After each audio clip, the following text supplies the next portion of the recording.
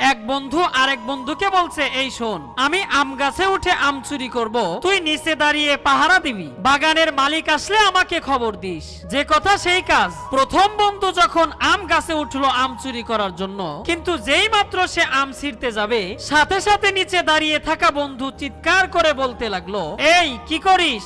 ছেলেটা এবার ভয়ে তাড়াহুড়ো করে গাছ থেকে নেমে চতুর্দিকে তাকিয়ে দেখে কেউ নাই। ছেলে এবার কিছুটা বিরক্ত হয়ে আবারও আম গাছে উঠলো আম চুরি করার জন্য।